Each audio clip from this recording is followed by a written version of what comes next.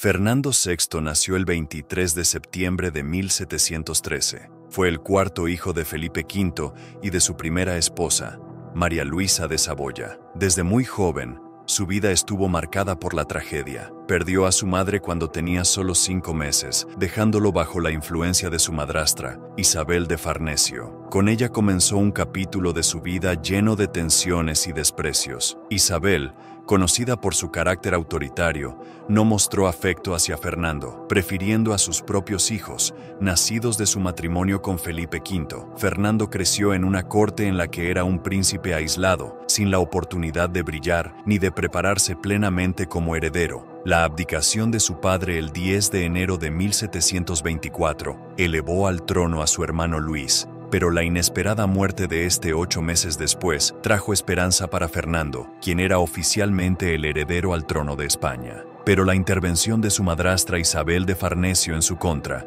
hicieron que volviera al trono Felipe V. Además, bloqueó cualquier intento de Fernando de asumir un rol activo en el Consejo de Estado. A los ojos de la nobleza y de la corte, Fernando parecía condenado a vivir en la sombra. El destino de Fernando cambió en enero de 1728, con su matrimonio con Bárbara de Braganza, hija del rey de Portugal. Bárbara era una mujer inteligente, con una personalidad amable y un profundo amor por la música. Aunque su apariencia no era convencional, su carisma cautivó a Fernando y la pareja rápidamente forjó un vínculo afectuoso y leal. La relación de Fernando y Bárbara se desarrolló lejos del protagonismo. Vivían apartados en Madrid bajo la supervisión de Isabel de Farnesio, quien intentaba restringir sus movimientos y limitar las visitas que podían recibir.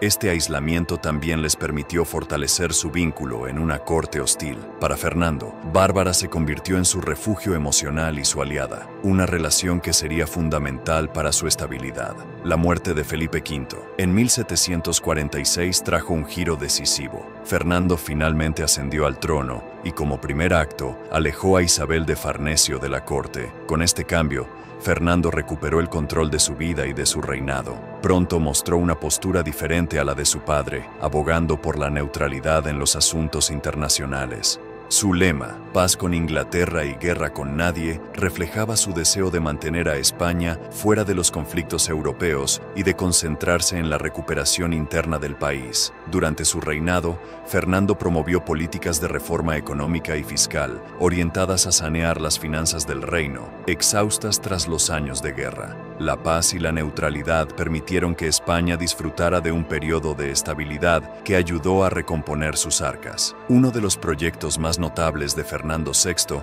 fue el catastro, un registro detallado de las propiedades y bienes de los súbditos en el país. Este proyecto buscaba conocer la realidad económica de España y planificar una reforma fiscal más justa y eficaz. Sin embargo, el catastro no estuvo exento de problemas, ya que se topó con la oposición de la nobleza, poco dispuesta a aceptar impuestos sobre sus tierras y propiedades. A pesar de las dificultades, Fernando logró algunos avances en sus reformas económicas, que fueron fundamentales para la recuperación financiera de España. Pero su proyecto más polémico fue la Gran Redada de 1749, una operación masiva en la que miles de gitanos fueron arrestados y sometidos a abusos. Esta medida, que buscaba controlar a esta comunidad, dejó una oscura mancha en su legado. Al igual que otros monarcas como Enrique IV de Castilla y Carlos II, Fernando VI fue incapaz de tener hijos. Una condición física le impedía engendrar descendencia, lo que fue un problema serio, no para España,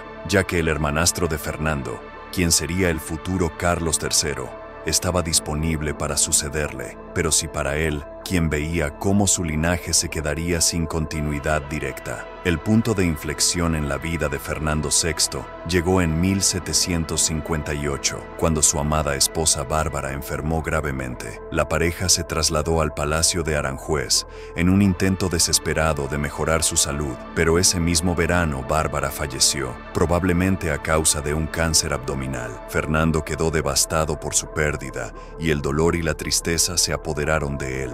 Tras la muerte de Bárbara, Fernando se sumió en una depresión profunda. Su comportamiento se volvió errático y comenzó a manifestar signos de una enfermedad mental que los expertos actuales interpretan como una forma de demencia rápida y progresiva. La corte empezó a referirse a este periodo como el Año sin Rey, ya que Fernando se retiró de sus deberes y se refugió en la soledad. La salud mental de Fernando se deterioró rápidamente. Aislado en el castillo de Villaviciosa de Odón, comenzó a experimentar episodios de agresividad y paranoia. Su médico, Andrés Piquer, registró su extraña conducta. Fernando mordía a sus asistentes, simulaba estar muerto y se negaba a dormir en su cama, prefiriendo improvisar lugares de descanso. Conforme avanzaba su enfermedad, Fernando se obsesionó con la muerte, creyendo en varias ocasiones que iba a morir inminentemente. Se volvió apático, descuidó su higiene personal y abandonó sus obligaciones religiosas, mientras los cortesanos trataban de atenderle sin enfurecerle, pues temían por su integridad física.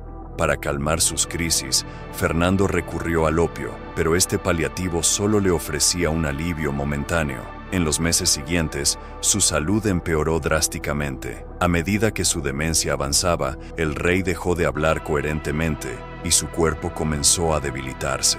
El 10 de agosto de 1759, Fernando VI falleció en el castillo de Villaviciosa de Odón a los 46 años. Había pasado los últimos meses postrado en cama, en un estado de desnutrición y con graves problemas respiratorios. Su fallecimiento cerró un capítulo doloroso para España, que había perdido a un rey que, pese a sus intentos de llevar la paz y la prosperidad al reino, fue vencido por su propia melancolía.